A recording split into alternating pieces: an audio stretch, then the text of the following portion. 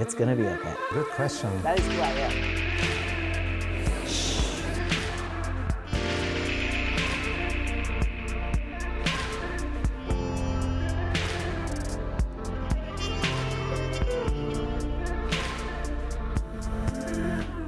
National parks. I love the national parks, and I collect all of the stamps from different national parks. I was a hardcore tomboy from like birth until around second grade, and I was always be like, I want to be a boy, but like in that period of time, like now people would be like, oh, we know what that is. Then it was just kind of like, oh yeah, just me being me. My name is Parker. I am a 35-year-old trans man, and I use he, him pronouns. National Parks passport, all of the different ones. Then around second grade, I was like, oh, this is not, I can't, this is a thing that like I'm getting made fun of for. Like I'm not gonna do this. I was like, I'm going to be the least girly that I have to be, but still girly enough. And I didn't really know at that point that like being trans was an option. And then I was like, oh, I'm non-binary. We can't pretend this anymore. Rode that wave because that felt safer until 2020, as many a trans person did. Being at home all the time, I was like, oh, I don't want to be wearing a dress ever. I wasn't conscious of how much I was performing gender until I wasn't anymore. You know, I think a lot of times people think that when a young person or anybody really comes out as trans, it's immediately like, okay, I'm starting hormones, having surgery, doing all of these different things. And it takes years. Like none of these things happen quickly. And even in the most affirming and supportive places, it takes a long time. What do you think people are so afraid of? One, the unknown, right? And then there's a freedom that comes with being like, no, I'm just gonna do what I'm gonna do because this is who I am and it feels good to me. And like whatever the societal rule about X, Y, and Z is, like, I don't care, I'm not doing it.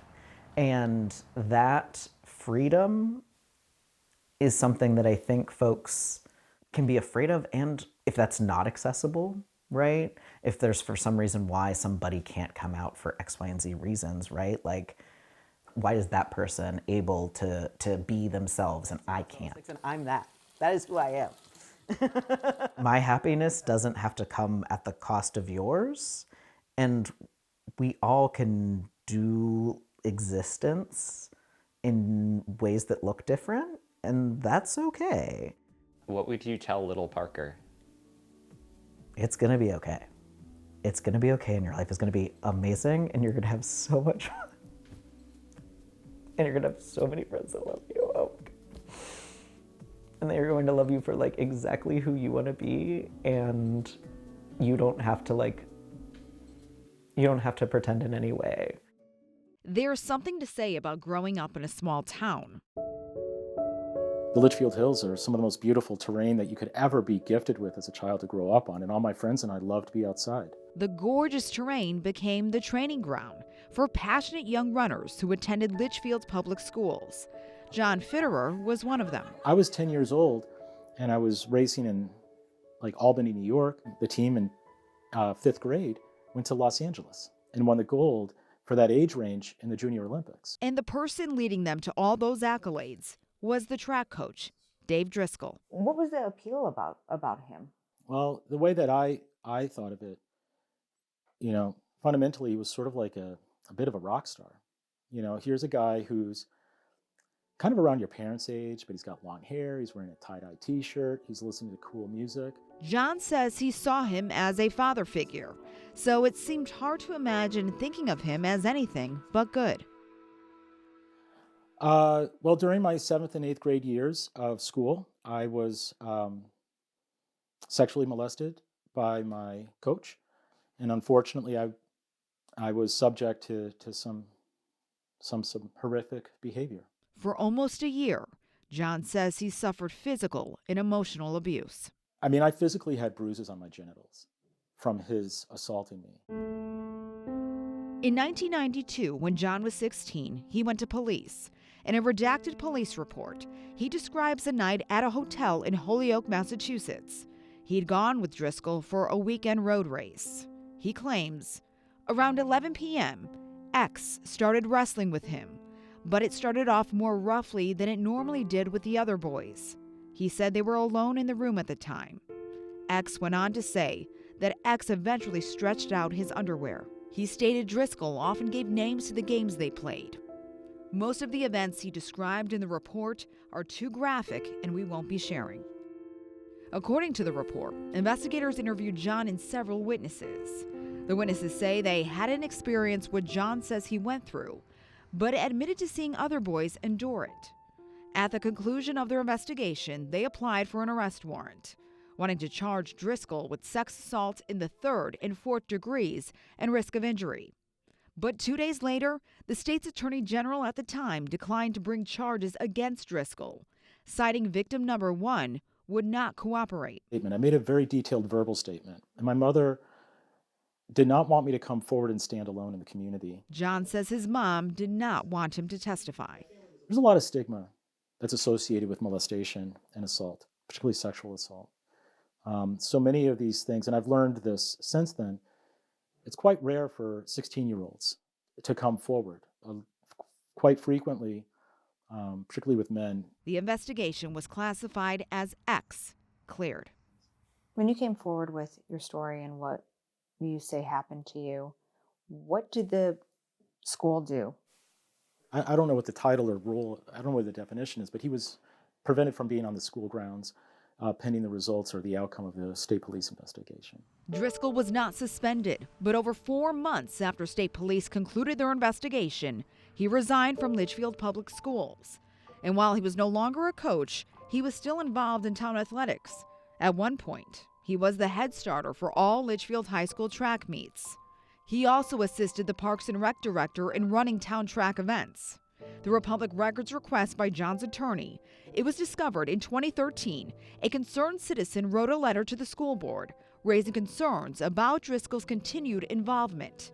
They compared him to Jerry Sandusky, adding, "You will be very fortunate if one of these individuals, who are now about 40 years old, does not come forward."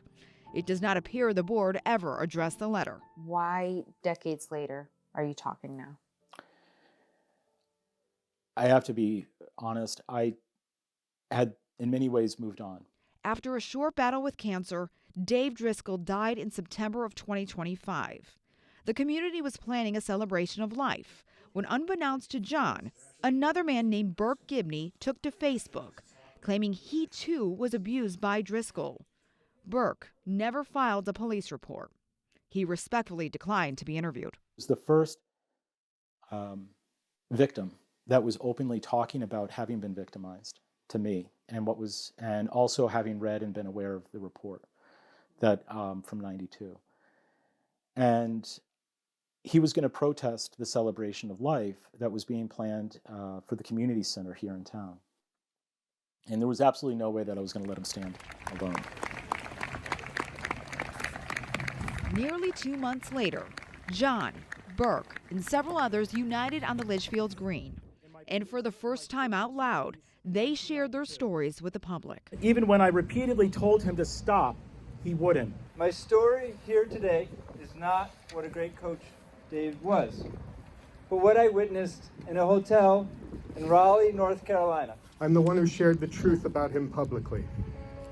He was a monster.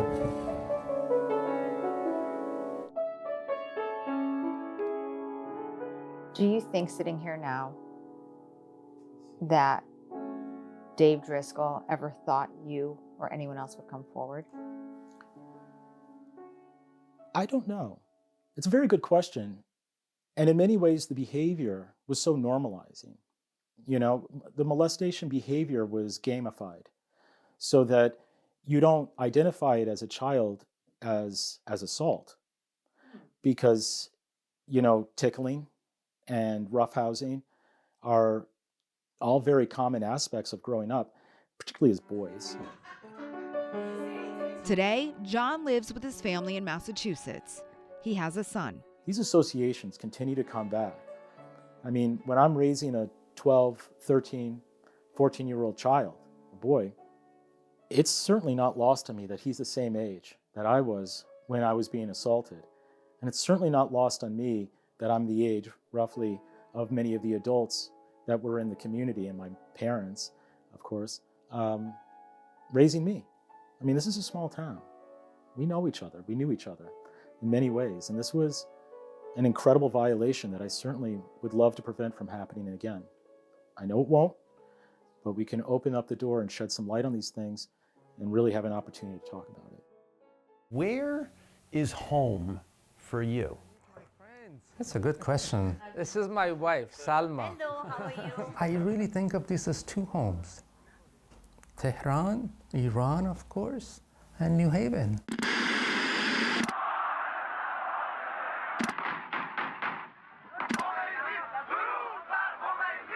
Chaos in Iran in the late 70s and early 80s, when a revolution toppled a U.S.-friendly government, prompted Kaveh Khushnud's journey to American citizenship. Less than 6 months after the Islamic Republic came to power, some bad things started happening. Actually, even less than 6 months. Hijab for women. You must wear hijab. Come on. They started putting severe restrictions that no one is allowed to go into the street, and that's illegal. You're not allowed to do that. So they made it extremely difficult for us to become protesters. Honestly, the protests were very dangerous because we knew that the government's military will show up. We knew that. They had made it very clear. But we still went. Within 5 minutes, the military came, and I got injured, and I was taken to a hospital. I was kicked out of high school because for protest. I was no longer allowed to go. Yeah, I felt the level of anxiety was going up. I was like, oh my God, what am I gonna do? I can't go to school, and I'm gonna be arrested, killed. I don't wanna be here anymore. My mom became a U.S. citizen. Khushnud said he was lucky his parents were doctors who could afford what came next in 1982. I had to escape the country through the border. Wow. So that's how I had to get out.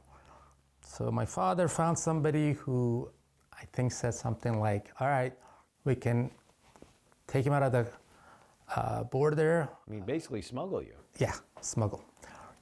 It's $10,000, but we'll first take him to Pakistan, give us $5,000. When he arrives in Pakistan, he calls you, and then you have to pay me another $5,000. So it took about 2 days. Khushnud stayed briefly in France with a family friend, then moved in with his uncle in Florida to finish high school. But in 1982, I got a visa, a student visa they call, I think it's F1. And the good news is the student visa can go on and on and on as long as you're studying. Khushnud eventually got his master's at Yale, becoming an assistant professor in 1995. He said the university helped him get an extraordinary ability visa and green card, putting him on a path to citizenship. So I got my green card pretty quickly. Khushnud became a U.S. citizen in 2003. Outside his work for Yale, he helps international students at Yale navigate some visa and immigration issues he went through not that long ago. Our international students are extremely worried and anxious right now. Of course, depending on which country they're from. She loves to joke. She loves to joke. I do think, as I mentioned, this idea of storytelling, allowing a diverse number of immigrants to tell their own stories, that's becoming essential to me.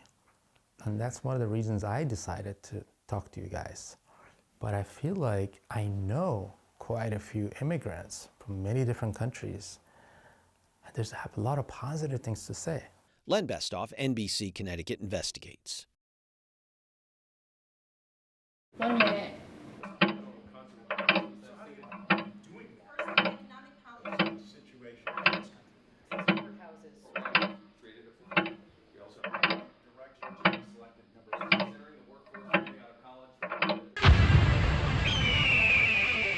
1. What country did we fight during the Revolutionary War? England. C. England. England. C. England. England. Who elects the President of the United States? Electoral College. It's Electoral College. The Electoral College. Electoral College. Who wrote the Star Spangled Banner? John Philip Sousa. Francis Scott Key. Francis Scott Key. John Philip Sousa. Francis Scott Key, yes. Wasn't the first one because she made the flag. Who becomes president if both the president and the vice president can no longer serve? Speaker of the House. The Speaker of the House. Speaker of the House. Speaker of the House. Would be. C. Speaker of the House. I knew it was a Speaker of the House. Everyone in this building should know the answer to this. What 5 rights does the First Amendment guarantee? Freedom of press, of course.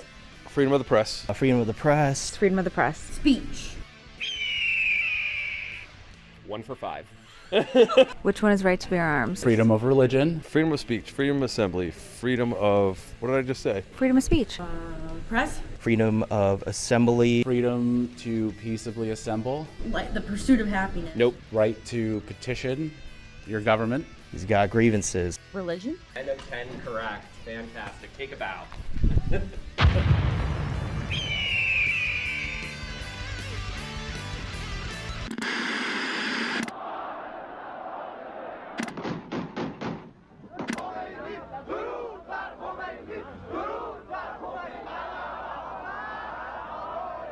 Honestly, the protests were very dangerous because we knew that the government's military will show up.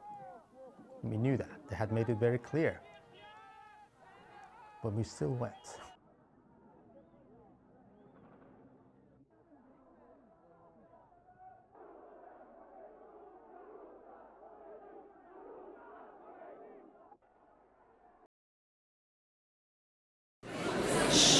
Say more.